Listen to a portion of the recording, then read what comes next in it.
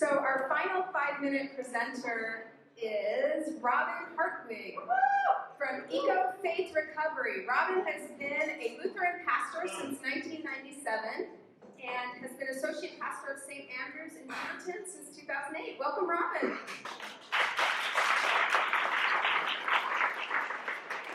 Good evening. Pastors can't do anything in 5 minutes, so I wrote it down to be efficient, and then I crossed half of it out. I'm doing my best. Don't count that 10 seconds, please. I am Robyn Hartwig, and I am grateful to serve with Eco Faith Recovery as well as St. Andrew Lutheran Church. I am happy also to share with you this evening a little bit about my gratitude to all of you and my witness. Yes, my witness. Now, before those who invited me get terrified that the pastor is talking about a witness, I want to be clear that I'm talking about my solar witness and my solar story. My solar fervor is a direct result of the commitment that so many of you who are part of Solar Oregon and so many others have made possible over many, many years of seeking the transformation of our energy sector and the transformation of our entire economy.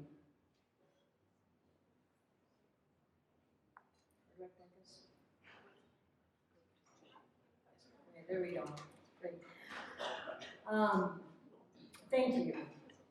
I get to be here because of my faith, and I get to be here because you invited me to be a part of this global community of folks who are working for the transformation, I think, of our human relationship with the larger Earth community in which we live and move and have our being. My solar story begins in the summer of 2017, when my spouse Janet and I bought a house in Beaverton. Frankly, our biggest concern at that time was just unpacking, but we took a break and went for a walk through the local park where they were having a Beaverton neighborhood picnic. And we learned about the Beaverton Solar Program from a booth there and the benefits of installing solar on our roof. Before we knew it, we found ourselves attending a presentation by Solar Oregon. Thank you. Amen. Yes, you can clap for that.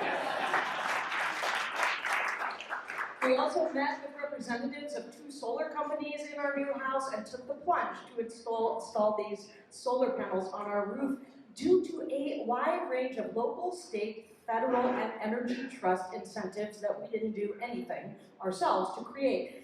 I am aware that this happened because of the efforts of many of you in this room and many others like you who have dedicated your work and perhaps your lives to the expansion of solar energy throughout our region. Thank you. Within a year, please, yes, you can clap, amen, whatever works for you. Within a year, the congregation I serve, St. Andrew Lutheran Church, attended an open house sponsored by the Oregon Solar Cooperative and Mazamas and Elemental Energy to learn of a new opportunity whereby nonprofits like our church could have solar panels installed on their roofs. And before long, Sunlight Solar was installing panels on top of the roof of our church, which after about 10 years will have cost the church virtually nothing and will save the church money for decades to come. So, the vast majority of the electricity that powers my life and powers my work comes from the sun. If that were not miraculous enough, knowing this is also transforming my imagination about how I see myself within the world, right? On nearly a daily basis, I am conscious that when I turn on a light switch at home or at the church, I am allowing the sun to light up my house. Not only that, but everything within our Earth home, with the support of photosynthesis, right, is animated by the sun. And I'm seeing this more now. This sound of my voice, this movement of my body is a wondrous gift of the sun. And I'm grateful. Eco Faith Recovery seeks to participate in this great generational work of our time with you, to expand and reform imaginations, and to equip leaders who can be a part of that work. Eco Faith Recovery exists to identify existing and emerging leaders, develop our leadership potential through Eco Faith's practices for awakening leadership, and lift one another up to support our faith communities or our other communities in taking courageous public action for the recovery of human life and the healing of God's creation. And we do this through 7 practices for awakening leadership. It's rather like our recovery movement. So what EcoFaith has done, just 3 little highlights. We're so grateful for 34 young adult and seminary interns who have taken on this leadership invitation. We are so grateful to have been and continue in partnership with so many of you in saying no to any additional expansion of our fossil fuel infrastructure through this area if we can possibly help it.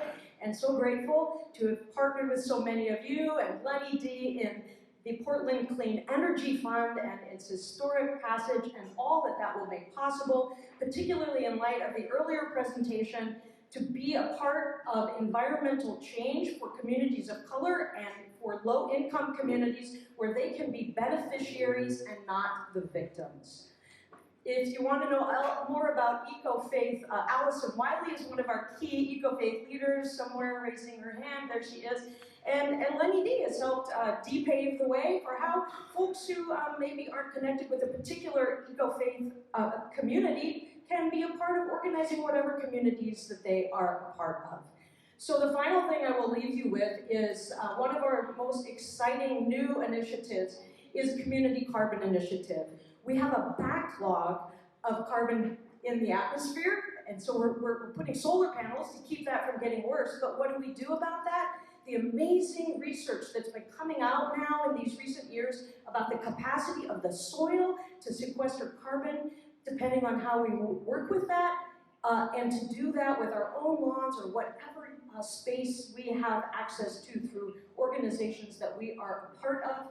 And this is an example now of the next initiative that came to Janet's and my house, a number of youth who are engaging in environmental leadership, helping install a carbon garden as one small piece of this larger community carbon initiative, which seeks to work directly with the larger ecosystem, seeks to help us as people of faith reform our worship language and imagination, and to engage in justice with frontline communities. Whether you are a faith-based person or not, you're welcome to join us.